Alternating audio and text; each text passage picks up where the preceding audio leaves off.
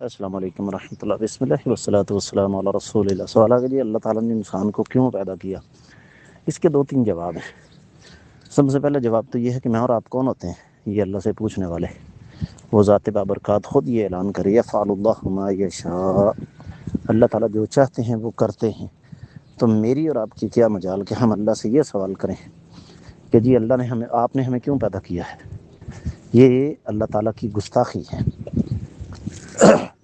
اور ہماری حیثیت کیا ہے، ہماری اوقات کیا ہے کہ ہمارے 2 دانتوں کے درمیان سوئی کی نوک جتنی کوئی چیز، کوئی تنکا پھنس جائے، جب تک وہ نکل نہ جائے تو ہم اس وقت تک ہماری جان کو سکون نہیں آتا، اور چلے ہم اللہ سے یہ پوچھنے کہ آپ نے ہمیں کیوں پیدا کیا۔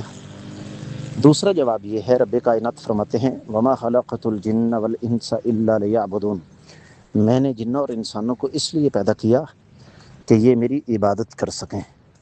اب اللہ تعالیٰ تو ہماری عبادت کے محتاج نہیں ہیں، لہذا رب کائنات نے مجھے آپ سب کو پیدا کیا، پیدا کرنے کے بعد عذاب چھوڑا، اختیار دیا، نیکی اور برائی دونوں راستے ہمارے سامنے رکھ دیے تاکہ نیکی کی اہمیت اور برائی کی خباثت وہ واضح ہو سکے۔